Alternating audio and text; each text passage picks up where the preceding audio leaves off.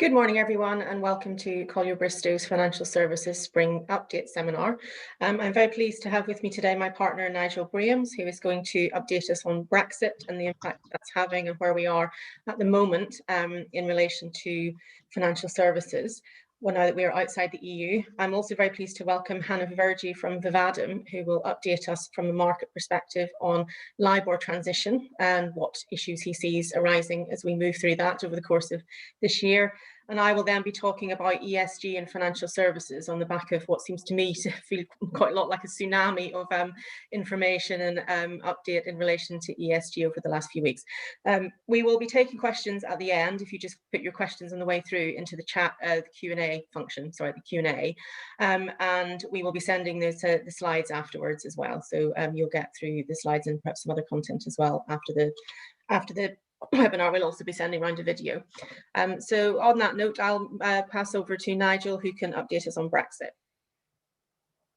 Thank you very much, Janine, and good morning, everybody, wherever you are in the world.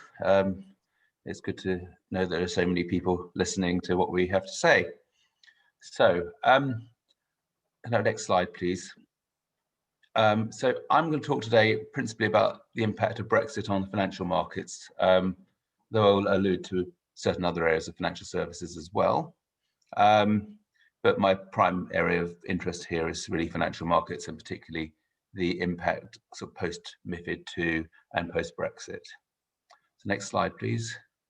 So before I sort of go into sort of any detail around Brexit and MiFID, I also wanted to take a moment to reflect on just how important financial services is to the UK economy. As you see from this slide, we have 1.1 million jobs in the UK in financial services, and that's 3.2% of all jobs according to the Office of National Statistics. And the financial services sector contributed £132 billion to the UK economy, and that represented 6.3% of total economic output in 2019. In fact, that figure's fallen. It was actually 8.4% in 2009. But of European economies, only Luxembourg is more reliant on financial services, and in fact in Luxembourg's case very much more reliant, but I think largely because Luxembourg relies heavily on sort of offshore entities or onshore entities for tax entities, etc. The UK is probably the most financial services dependent of the large European economies. So I mean, and the other thing, which, because we always talk in the UK about how we have a balance of payments deficit, one area where we have a serious surplus is in financial services, where you can see we export, of those 132 billion pounds, we exported 60 billion of them and only imported 18 billion pounds in financial services. So a huge surplus for UK PLC.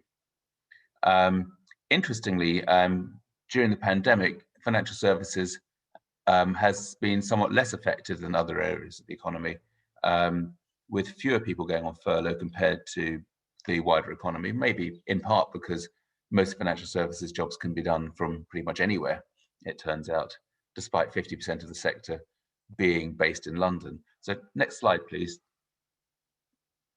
So I've got a couple of graphs here. This is taken from the Parliamentary Committee report on financial services. And what you see on the left slide, again, interesting trend that for most of the 90s, financial services, 5 to 6% of the economy, but then we had this huge growth. And I think that does coincide partly with a lot of non-UK banks, particularly US banks, centering their European operations in London, and also with MiFID I in 2007. And so things were going fantastically up until about 2008, 2009, when we had the financial crisis. And since then, there's been a sort of gradual drift in terms of the, I guess, the contribution of financial services to UK economic output. And of course, the statistics also start to take into account Brexit, and of course that's a bit of a hot topic. But you could say, if you could argue two different things. You could say, well, financial services was on the slide in terms of its overall contribution in any event because of the financial crisis, or you could say that Brexit has made things slightly worse. And interesting, on the right hand of these slides, we can see how London has 402,000 of those 1.1 million financial services jobs. But there are financial services jobs spread all over the country. And in fact, the majority of financial services jobs, in fact, the large majority of financial services jobs, are outside of London, albeit one suspects that the higher paid and more impactful jobs are probably in the London area. Next slide, please.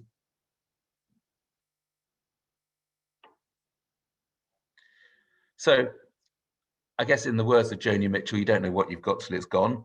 So what are we losing? What have we got? What did we have through MiFID II and through what they call the four freedoms under the European Union? Well, under the Treaty of Lisbon and the Treaty for the Functioning of the European Union, we had the free movement of goods, free movement of workers and capital, and also, most relevantly here, the right of establishment of free movement of services. And the Financial Services Action Plan, the Lamfalussy Plan back in the 90s, envisaged having cross-border investment services throughout all European host states. And what that meant throughout the whole EEA, what that meant was if you were regulated in the UK or in France, you were able, by your home state, you were then able to be hosted in every other European state to do any of the activities which are governed by MiFID and subsequently by MiFID II.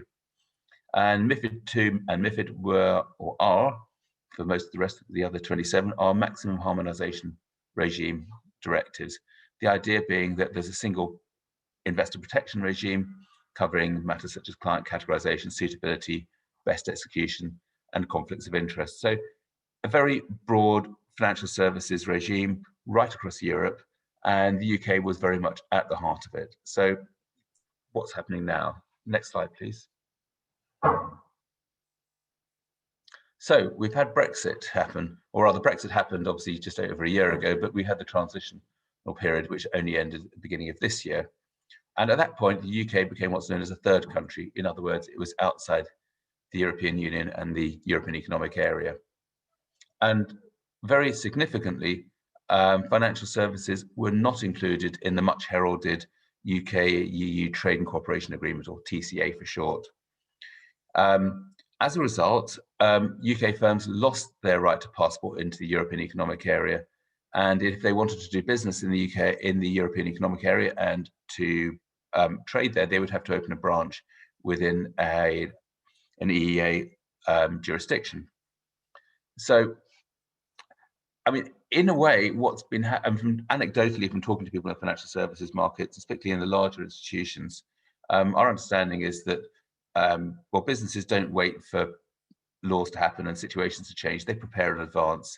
And in reality, we understand, and I'm sure many of you on this call are aware, that certain jobs have been transported into Europe from the UK, and certain types of business now are required to be done outside the UK if we're dealing with our friends in the European Economic Area. Next slide, please. So I'd like to talk now about transitional arrangements. So whilst the European Commission and ESMA decided, well, took a view that this was going to be a hard Brexit until something was agreed, which basically meant the end of the passporting regime literally happened overnight on 31st December, 1st of January.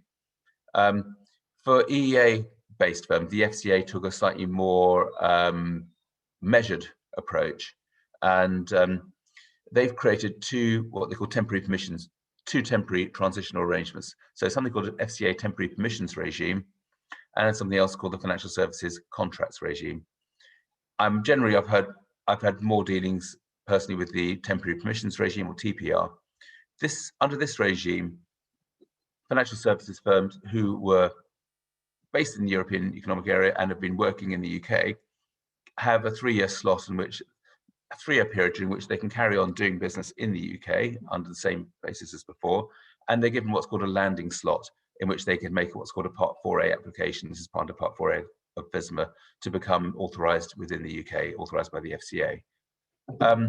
Then the financial services contracts regime is actually for firms who no longer wish to work in the UK but still have a significant run-off period during which they still doing business in the UK. And there are two processes here. One's called a supervised runoff, where the business is effectively supervised by the FCA, and the other is a contractual runoff, where they grant an exemption to the normal regime. Next slide, please. So what about the future relationship? This is the big question. And it's a question which hasn't been fully answered yet. So as mentioned, TCA didn't really talk about financial services at all, but there was what's known as a memorandum of understanding, or rather a joint declaration. And what did this say? Well, it didn't say a great deal. It said that that we would work towards a memorandum of understanding. And this memorandum of understanding was concluded on the 26th of March. Great, I hear you say. So what does it say? Well, we don't know yet because it's not been published. So there has been some degree of leakage as to what may be in there, but it's still very uncertain. So we've heard talk about a joint UK-EU financial regulatory forum, whatever that means. We've heard talk about reducing uncertainty and identifying potential cross-border implementation issues. Well, what does that mean? Nobody really knows yet. Well, one thing I think that has come out of this is there's no guarantee of what's known as equivalence and market access. I'm now going to talk actually a bit now about equivalence, because no talk on the subject would be complete without explaining equivalence. Next slide, please. So there are actually two. Equivalence is something which was created under MiFID II and MiFIR. It was never intended for the UK. It was intended so that if ESMA took a view that there were other states who more or less complied with the regulations under CRD and MiFID II, or at least their regulations were similarly protective, that their institutions could be granted access to European markets, and no doubt in return for return access to our institutions to go into their markets. There are actually two regimes here. There's one for retail clients and elected professionals. Elected professionals being, I guess, entities which are not what are known as per se professionals or inherently professional clients, so things like investment managers. So per se, a elected professional might be a high net worth individual who elects to be treated as a professional, or it could be a local authority. So in this discretionary regime, this is up to each member state to apply their rules and to allow the an institution from an outside third country, such as now the UK, to come in and work and sell products in their market. This is not an EU-wide state passport. This is just a local passport.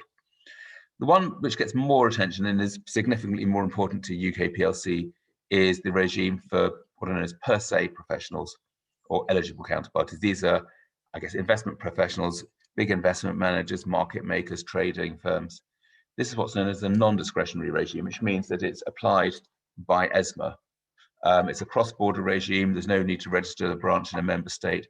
It basically effectively gets you some way back to where we were under the passporting regime that we've had already. So next slide, please. But this talk about equivalence, it's been a very political topic. So the problem here is it's up to the European Commission to decide whether another third country's prudential and regulatory and business conduct requirements are equivalent to MiFID II or CRD4. Now, you might think that the UK's regime is very equivalent because we've literally inherited the entire structure of MiFID II and have implemented into our local laws. But of course, this is a very political topic, and we can't, and ultimately, this is a deal that has to be done and isn't necessarily a deal that the European Union want to give us. So there's no certainty. So as I mentioned in the memorandum of understanding, my understanding is that there is no certainty that we will be given equivalence under it. We are still waiting for more, I guess, more detail. And as I mentioned earlier on, this regime was really an add-on to MiFID II. It wasn't a MiFID I. That was intended for regimes such as the US, Australia, Hong Kong, Singapore. It was never intended for a Brexiting country such as the UK. Next slide, please. So what is going to happen to UK PLC? I think this might be a good opportunity to have our poll question.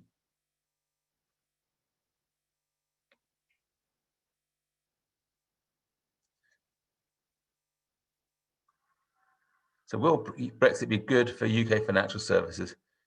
No, not sure, or yes? I'd be interested to know what people's views are.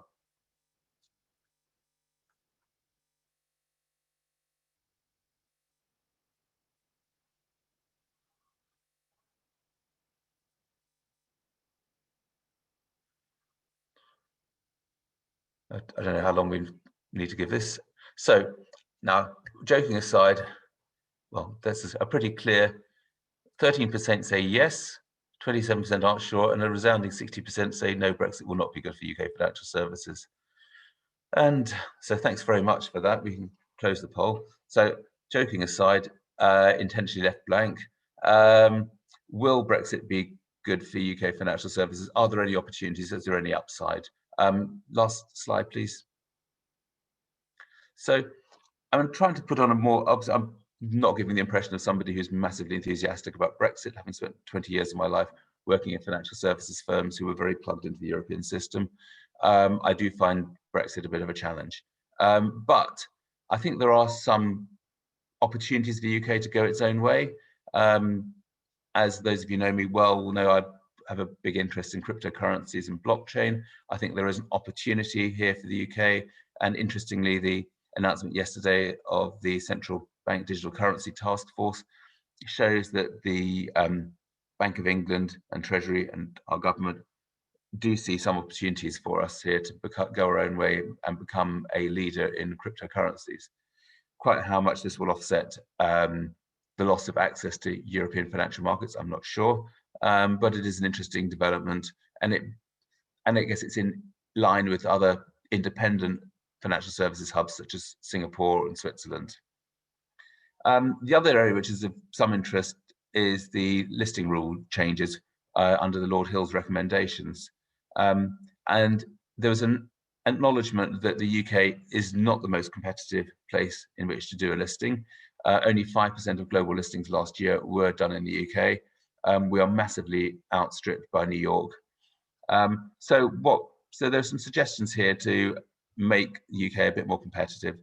Of these, in particular, the one which interests me most is the reduction of the free float requirements, because this is potential interest to, I guess, fintech clients, smaller biotech clients who still want to retain a large element of control. I've been working on a listing recently where we've had quite a struggle to get ourselves over the 25% threshold of free float, and reducing this to 15% could make the UK more attractive. The other area of interest is around SPACs, special purpose acquisition companies, where currently we have rules, quite restrictive rules, but there is an suggested change to the rules to bring us in line with New York, which would allow investors to opt out of the SPAC if they don't like the company which the managers of the SPAC have decided to acquire. So just in conclusion, I think these are still interesting times for the UK's financial services industry. I think Brexit is a big challenge. If there was some sort of degree of equivalence granted to us, that would be thoroughly good news in my opinion. But there are still opportunities, and we mustn't be too pessimistic. And I think it would be good for us to try and make the best of the opportunities available to us. So thank you very much. And I'm going to hand over now back to Janine.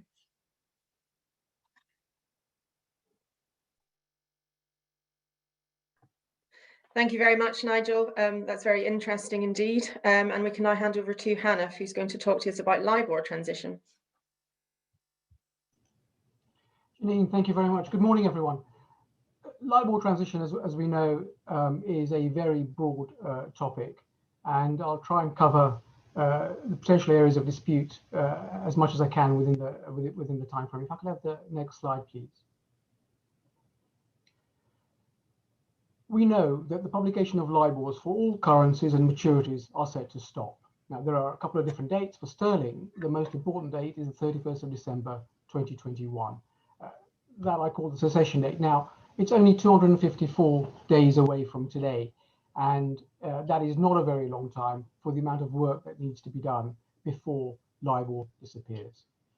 The agenda for today's talk is really two things. First of all, what we absolutely need to know in order that we understand the potential areas of dispute. If I could have the next slide, please. Thank you.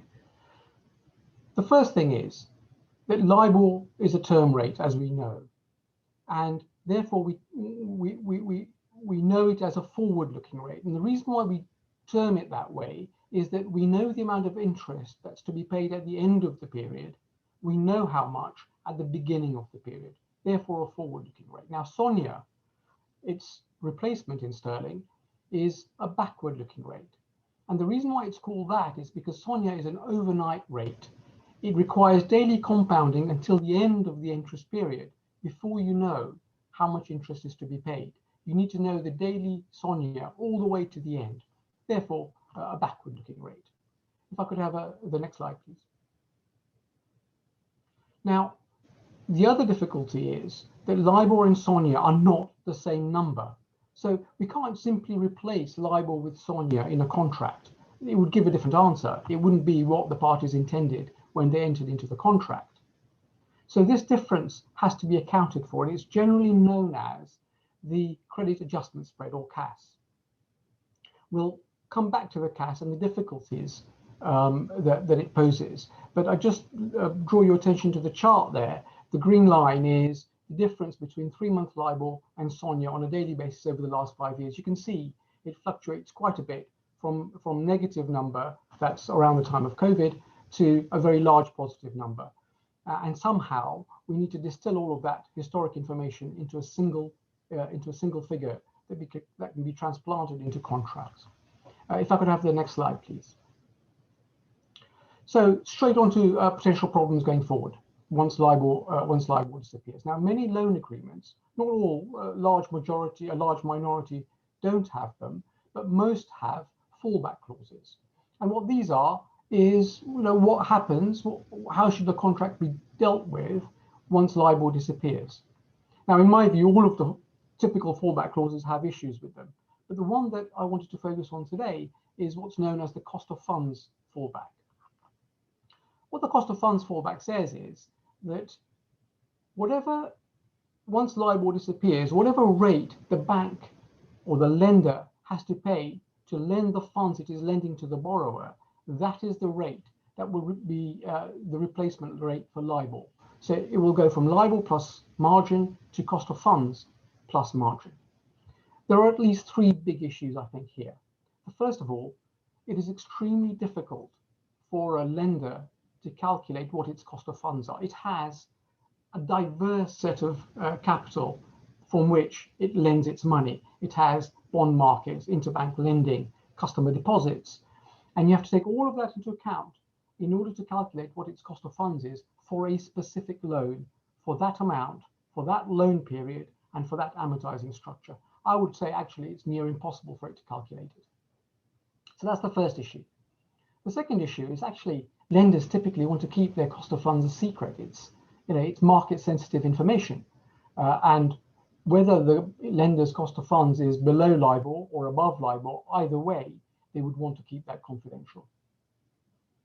And the third issue is that for most lenders, the cost of funds is substantially below LIBOR. So by moving to the cost of funds framework, they will lose revenue, and substantial revenue.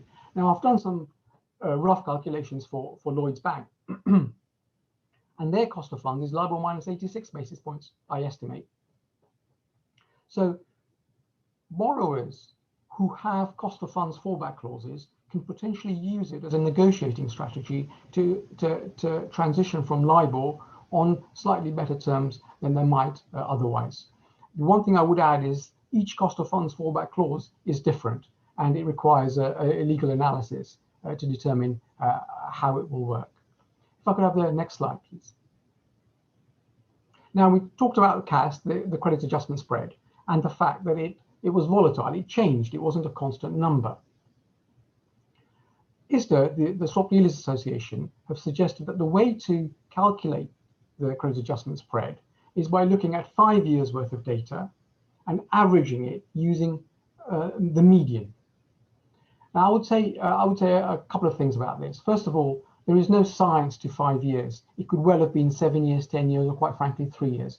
And each one would produce a different answer. There is no a priori reason why you should use the median. In fact, when we talk about averaging, most of us talk about the arithmetic mean, not the median. And all of these different ways of averaging and different periods produce a different answer. And what that means is that there is the potential for disputes. But when should it be calculated? Well, I think borrowers actually have a free option. The FCA declared Libor to be non-representative on the 5th of March 2011, and for certain derivative contracts, people who've signed up to the ISDA protocol, that fixed the CAS for them. And they're known for 3-month Libor is just below 12 basis points. But there's no reason why in a loan agreement, for example, that is the credit adjustment spread that should be used. Perhaps we should just wait till the 31st of December 2021 and then calculate the CAS then. Or perhaps on the date that we renegotiate contracts before the end of Libor, perhaps we might use futures markets to tell us what the CAS is at this moment is predicted to be going forward. It is simply, I think, a question of negotiation, and it has to be agreed between the borrower and the lender. And one can be over-scientific about calculating it. In fact, it is just something that must just be fixed if you're going to move over from Libor to SONIA. Now, I'm aware of instances where people have just agreed a fixed CAS, or actually they found the whole discussion problematic. And what they've said is that given interest rates are so low, we'll dispense with SONIA altogether and we'll just charge the margin for the period of the loan post the cessation of Libor. And indeed, some lenders are just moving away from Libor and SONIA altogether and going back to the good old base rate and saying, look, this is a rate that we know and understand that we believe won't change ever again in order to solve this problem. But this problem exists and will be an issue in all of the loan renegotiations. If we could have the next slide, please.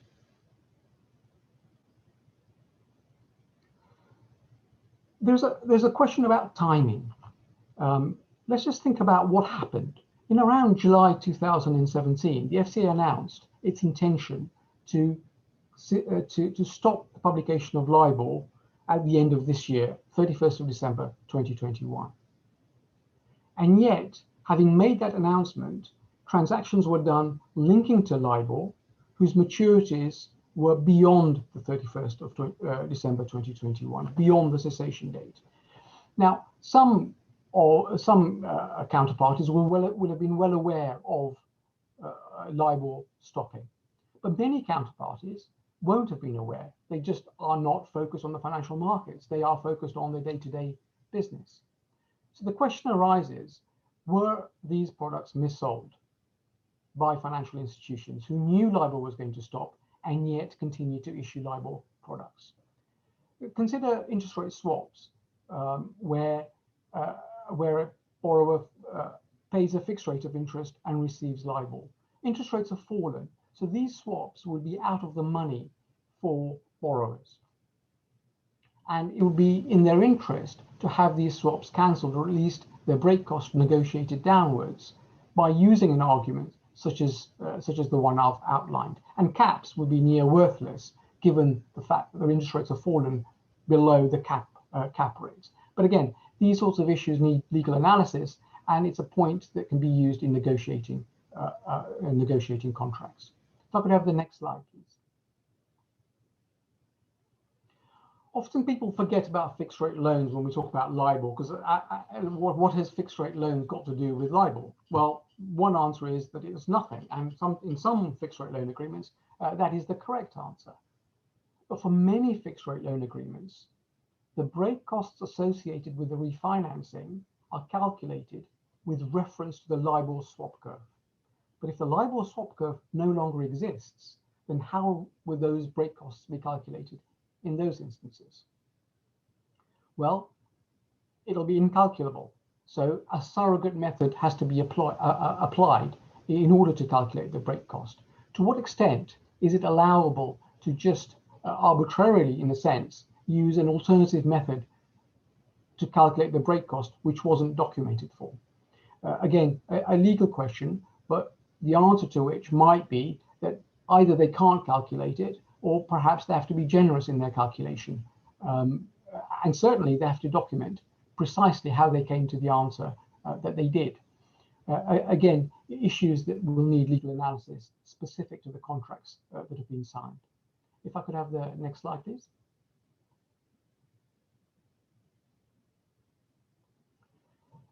Tough legacy contracts. Well, the first thing to say is the FCA hasn't defined tough legacy contracts. What they have done is given an indication of the types of contracts that fit into this category.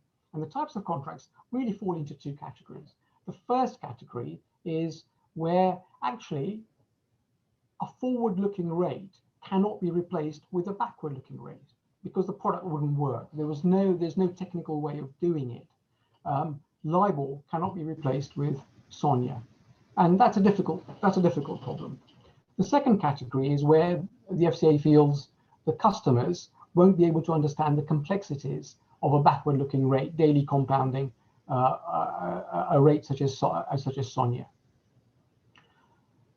Once tough legacy is properly defined, we will know which contracts are affected. And currently, we think that it's Islamic financing, it's things like invoice discounting, and some trade agreements.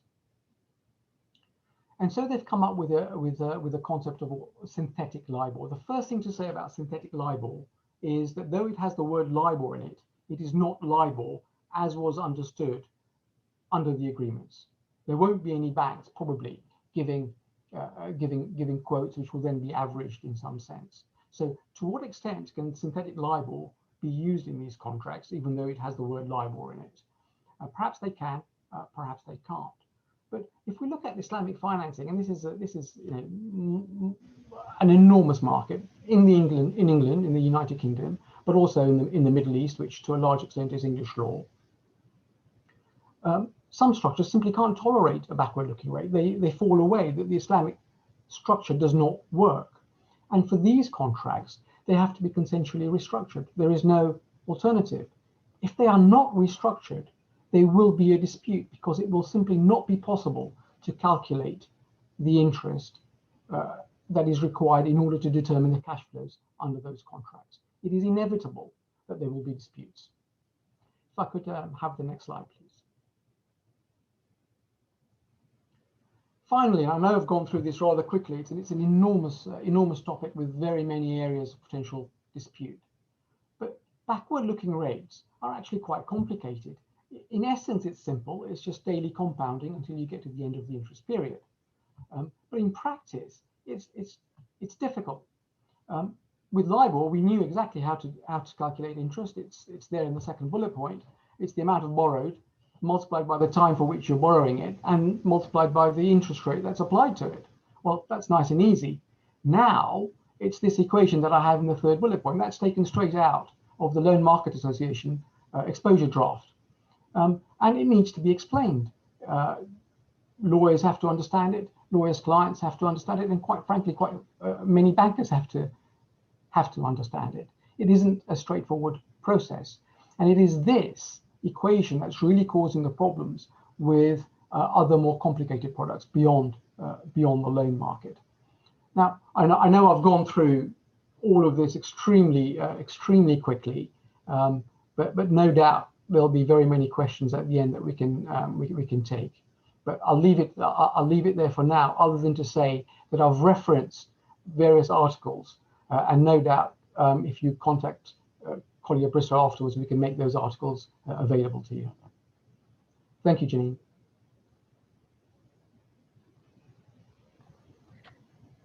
Thank you very much, Hanif. That's very interesting. Yes, a lot will be going on this year in the world of Libor transition as we move through the next few months. Just a reminder to everyone to keep putting your questions in the question and answer, and we'll answer them at the end.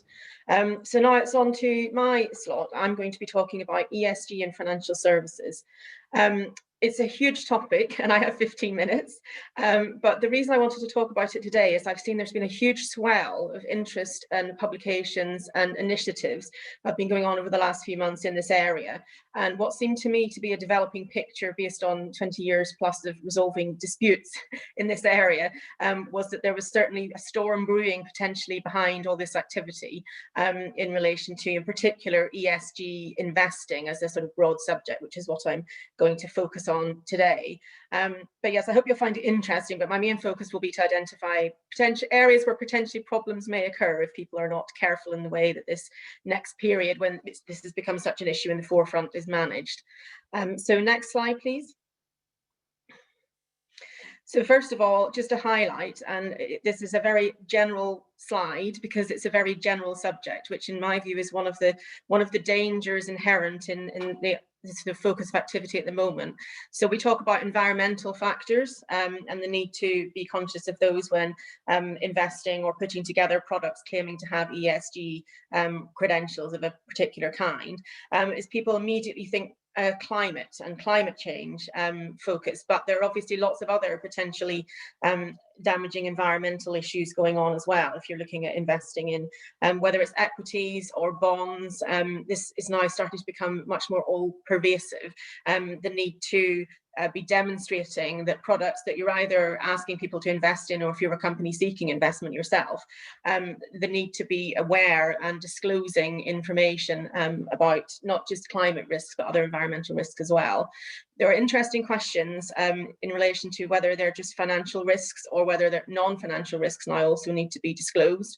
It's an area where it's often quite hard to separate the two, because, for example, if there's an environmental disaster, that will obviously, if you've invested in a company whose share price collapses because of that, that's obviously a financial risk. But there are other risks as well where it may not actually cause a loss, but where the investor certainly wouldn't have invested if they'd been aware of the activity that was going on, that often will become revealed as part of a scandal or a disaster. Moving on to social, well, I mean, I say wide-ranging, I mean, that's an understatement. I mean, this is a huge topic, and also open to interpretation, I think, is the other danger with it as well. And in relation to emerging issues, what I'm thinking of there is the need to bear in mind that society changes, the law changes, and there may be ongoing litigation, for example. So we saw recently with Deliveroo, it happened before the IPO, but there was a significant fall in the valuation due to the outcome of the Uber case on the gig economy and workers. And so that sort of thing happens not just in the employment area, but also in other areas. And it's very difficult to keep an eye on everything that might possibly have an impact, or that investors might later say that you ought to have been looking out for. And again, with governance, there's a much more of a focus now on looking at how companies are working themselves and shareholder activism. And I'll come on to talk later as well about the shift that seems to be happening over the last year or so in particular, of a focus on rather than just not investing in or divesting investments which don't meet ESG criteria from the investor perspective, is managing the change from within and working as part of a corporate governance initiative and scrutiny to make changes to the way the companies do business. And that most people, and you can see why, I think is a more sustainable way to manage greater sustainability in the future. So that's the overall picture, a very wide-ranging number of factors, open to interpretation, and open to people having having the same objective but taking very different views on what each of those means and what the scope of them is. So next slide, please. So there are increasing numbers of transparency requirements around ESG. I'm not going to take the whole 15 minutes explaining exactly which requirements apply to which type of entity and where they're based.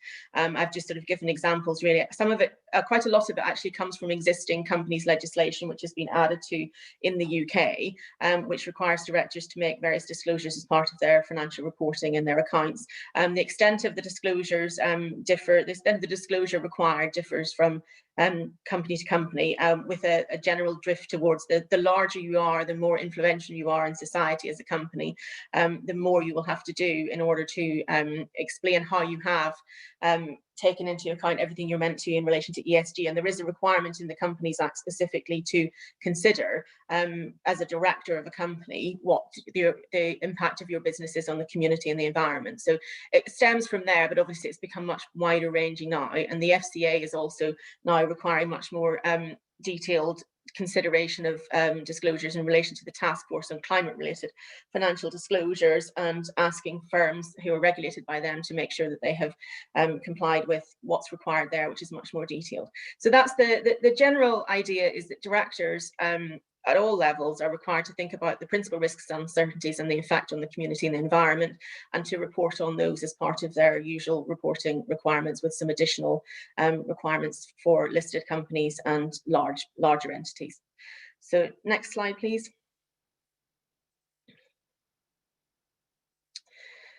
So we have litigation risks that I can see arising from all of this, and they mainly all stem from the same thing, which is potential misunderstandings between investors and funds and companies as to what is meant by ESG credentials, essentially. And I think the really important thing is to make sure that it's clear what you mean by that, and that there's no misunderstanding between you and investors as to what that means and what you're looking at. So, for example, there may be claims for misrepresentation if an investor of any kind enters into an investment on the basis that they've been told that you're taking certain action to make sure you've done due diligence on aspects of environmental concern, so in the way perhaps you do business, or that if we're talking about a fund that it doesn't contain any assets which generate money from fossil fuels, that may be a claim. If that turns out to be incorrect, something gets revealed and there's a loss suffered as a result of something that happens there. And potentially, even if there isn't, an investor might look to have rescission of an investment they don't want to be in. But there could be a claim brought by the investor for misrepresentation, either negligent or potentially fraudulent, depending on the circumstances as to how that has happened, that they've ended up invested in something that they didn't intend to be. And you can see again that the better you have done at making sure it's clear what you mean by having considered ESG issues and having evidence as well to back that up, the less likely it is that there will be a potential claim for a misrepresentation, because you will have disclosed what you needed to.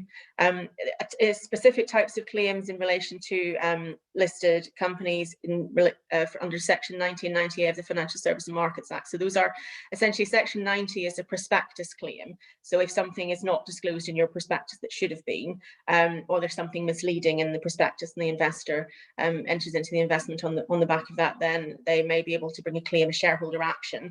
And there have been much more frequent shareholder actions over the last few years since litigation funding has become much more prevalent, and those claims, there are various claims that have proceeded through the courts and are still proceeding through the courts. Nothing so far has come to a final trial for a final judgment in relation to either, but Section 90A is slightly different in that relates to investors relying on information that is published by the companies after they've made their investment. And so the same thing applies if something isn't disclosed that should have been, or if something misleading is published, then the investors may be able to bring a claim by way of a shareholder action under Section 90A. Other potential routes are derivative actions. That's where shareholders bring an action against, on behalf of the company, essentially against the directors. And going back to directors' duties, Section 172 of the Companies Act, directors are required to have regard to the impact of the company's operations on the community and the environment. That is a duty that the directors hold to the company as well. So that's another potential route for claims arising from misunderstandings, essentially, about ESG. So what is the best way to try and tackle this, to make sure that we don't end up with where I fear, which is with lots of litigation about this over the next few years? So next slide, please. So essentially the message is, be careful what you promise. Make sure you can stand by it. Everything that you're promoting, it should be, if you're promoting ESG, you should be specific about exactly what it is that you do in your company and what you're setting out to achieve. You need to make sure it's justifiable. Can you stand by it? And also, very importantly, that it's evidentially supported. So you need to not only it's not just about walking the walk and talking the talk. It's about making sure that if you're challenged, you can show a very clear paper trail with evidence that you have done what you said you were going to do, essentially.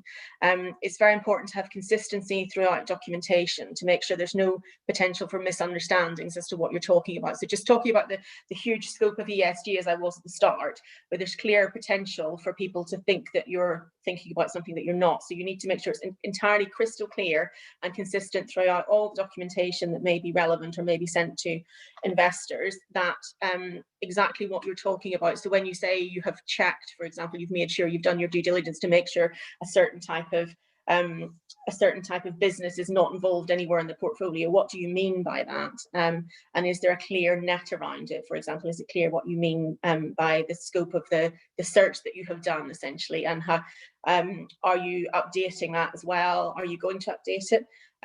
Considering emerging issues as well, that's, I mentioned the Deliveroo, it was a warning, I think, that there may be changes in the law that you need to cover off in your documentation so far as you can, or at least make it clear that you're not doing it, so that you don't become on the wrong end of a dispute if something does go wrong afterwards. You need to identify, as much as identifying what you have done, I think what's really important, and I think this is one thing that lawyers are perhaps better at than everyone else in by way of doing disclaimers, but it's identify what you've not thought about, identify what you haven't considered, make it clear what you haven't done as much as what you have done.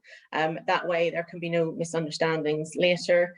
Be sure clear on scope. I mean, that's again going back to the scope of the search and the scope of what you mean by, for example, if it's a climate related focus, if we're looking at avoiding fossil fuels, make it clear what you mean by fossil fuels, make it clear what, how wide that goes. Is it just companies directly benefiting? How indirect do you want to be about it, and make sure the net is clear.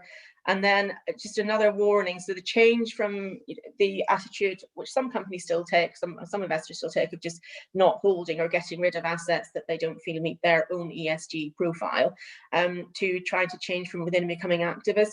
If you're shifting from one approach to the other, has that been communicated properly? Is it in accordance with what investors have been told at the outset? And is it, are you going to run into any difficulties if you've changed tack from investors who will prefer to continue with a divestment and avoidance strategy? So those are the things that I can see will be very helpful, I think, as we move into the new world post-pandemic, which a lot of people think is responsible for this boom in ESG. And I must say, I've been struck over the last couple of weeks just how much of the focus there is on ESG in my newsletters and various news feeds that come through. Every day, I've been sort of focusing on it, getting ready for this talk. Every day there have been 2 or 3 or 4 items in my news feeds from every provider talking about ESG issues. So I think there's going to be a lot of activity in this area, but I think it needs to be proceeded with, better to proceed carefully in order to avoid what I can see as sort of very clear risks of there being disputes over the next couple of years as the outworkings of these investments make their way through the system. So that was everything I wanted to say about ESG. I can see that we have some time, and we have a couple of questions. So let me just have a look. Okay, Hanif, there is a question for you here. What, if any, is the benefit in transitioning away from Libor before the 31st of December? Well, I think there are 2 main reasons. The first is, as you can well imagine, there will be very many people by the time we get to the 31st of December who won't have transitioned. So your counterparty, your lender, your derivatives counterparty, whoever it might be, are going to be inundated with questions about transitioning, pricing, redocumenting, and they just won't be time to negotiate or discuss anything with them.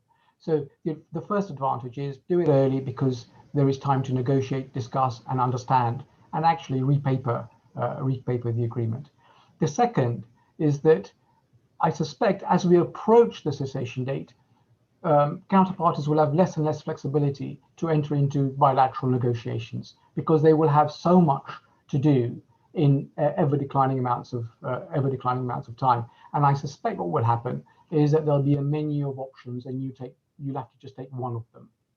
Whereas if you start the process early, there's enough time for you to actually negotiate a settlement which suits you rather than the generic customer of a particular institution. Thank you very much, Hanif. We have another question for you on Libor. So in reality, wouldn't a quick and dirty solution suit most Libor users who will go on using it or something just like it, while the biggest and most sophisticated can choose to use Sonia? What do you think? Yeah, I think that's a really good question. The simple answer is no, there is no quick and dirty answer. Whilst to many it won't matter whether you're a few basis points higher or lower, the point is that if a number is going to be calculated, it has to be robust, it has to be accurate, and it has to be consistent. Otherwise, it simply won't be allowed to be used in law. And I'm sure every lawyer will say that if you can't justify a number, then you shouldn't use it. But the essence of the question is quite correct. A lot of people won't care about the finer points. They don't hedge those contracts. The amounts involved are modest, and a few basis points here or there won't make a dramatic difference to their cash flows. And I think for those people, there is one potential possibility, and that is a term rate based on SONIA. Now, coming up with a term rate, so it's a forward-looking rate, which is sort of looks like LIBOR but calculated on a completely different basis, is a very valuable thing for the market to come up with, and many people are coming up with them. Refinitiv, for example, ICE is another example, because every time one of their rates is used, you have to pay them tuppence, for the right of using that rate. And so it's a very valuable thing to come up with. The difficulty is that a number of companies are coming up with these things, and the regulators aren't opting for one or the other. They're saying, let the market decide which forward-looking rate, once it comes up, is allowed to be used. And so all of that means is that it will take time. And I personally don't believe it'll be ready before the end of this year.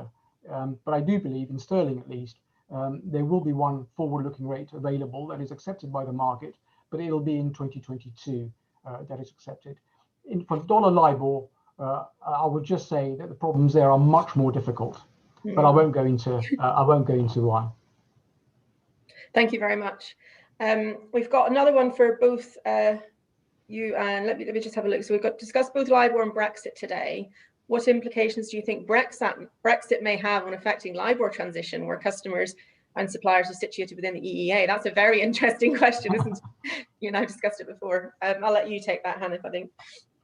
Yeah, I mean, it is extremely difficult. I'll tell you what's going on. The FCA made comments just, I think, maybe perhaps yesterday or late last week, that said we're stopping people from using dollar LIBOR. No more.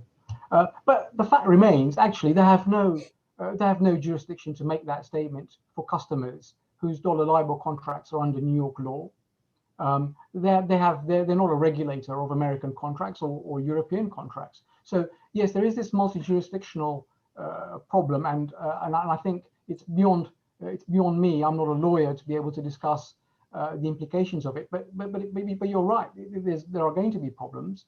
And an additional comment I would make is that Europe, the United States, and the UK are all investigating legislative solutions, because the financial services institutions are lobbying government and saying, and this is really very active currently in the United States, saying that, look, if we're not protected, there's going to be an overwhelming tsunami, they call it, an overwhelming amount of litigation, which we just won't be able to cope with, and it will destabilize, and this is the important part, it will destabilize the financial markets.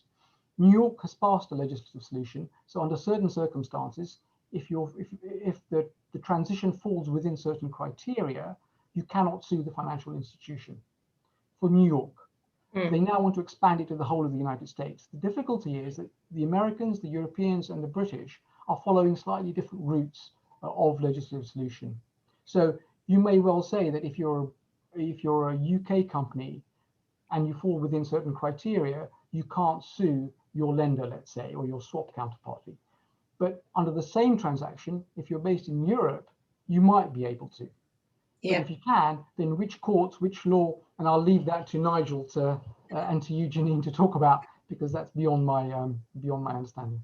Yeah, well, I mean, one thing that does complicate it is, this is outside of the scope of today's talk, but indeed, if there are going to be disputes about LIBOR, we've still got the issue of jurisdiction and recognition of judgments as well. So even if there were claims, or it's not as clear as it used to be, put it this way, where that claim should be brought, or where you could enforce any judgment that you get, because Brexit has taken away the Brussels regulation, which dealt with jurisdiction and recognition of judgment. So there are, and the other thing that makes it very difficult even to comment as to whether there is a divergence or will be a divergence is that, for example, as we were discussing earlier, Hanif, that we don't know what tough legacy means yet. We haven't been, there's indications of the sort of things that the FCA has in mind, but it's just not clear. And it's also not clear whether, whenever the solution ultimately comes, will it apply to all contracts that haven't transitioned, or just the ones the FCA thinks were difficult enough that they shouldn't have been able to transition. So there's so many uncertainties. It's very difficult even to assess what the gaps are and where the divergences are going to be. So yes, it's a very developing situation over the next year. But yes, Brexit hasn't helped with that either. So there's no plus point to put on Nigel's blank page in relation to Libor and Brexit. So we've got one more question. So if anyone has any more, send them through quickly now. I think we've got like a couple of minutes. This is quite a big question. It's an ESG question. So in the context of the recent coal financing cost surge, investors are starting to demand returns 4 times as high as the payoff required for renewable energy projects to justify the risk of investing in fossil fuels.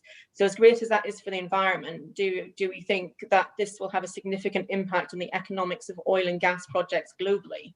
Wow, that's a big question, a very, very interesting question and a very big question. I think overall about ESG investing and how people are going about it at the moment. I mean, I'm obviously not an economist. Don't feel very adequately qualified to answer that question. But you know, I can see the potential impact of that size of a gap if it's 4 times as much may discourage people from operating. I suppose the question is, will it have such an impact on the operating costs that it will affect whether projects go ahead and if they're viable? And the answer is, I just don't know the answer to that, but I can see certainly there's a significance there. I was reading an article as part of preparation for this talk where it was someone who was suggesting that the answer to ESG investing is not to stop investing in fossil fuels, because there will always be money that will go into investing in fossil fuels because there's money to be made out of it. So yeah, a very interesting question. Hanif, do you have any views, or does Nigel? Well, I'm currently working on a float for traditional commodities, and the environmental risks are a very important factor in that. So it's not as rather a bleak answer to a direct question, and a very good question. But I think it's the environmental liabilities people are concerned about when it comes to traditional fuels and all the things that can go wrong. You think about Shell, etc. And the amount of care we've had to take on this prospectus, which is for a mining company, is quite very, very considerable, given the size of the actual exploration involved. So it may become easier to do more environmentally friendly investments. Maybe the risks are generally lower. Yeah, absolutely. Well, thank you very much. I think those were all the questions that I have at the moment. So I think we're just about out of time, but just to say thanks very much to everyone for attending today. Thank you very much, Hanif and Nigel. It's been an interesting discussion, and yeah, well, hopefully everyone who's listening has enjoyed this morning's webinar. Thank you again to everyone for attending. Thank you. Thank you.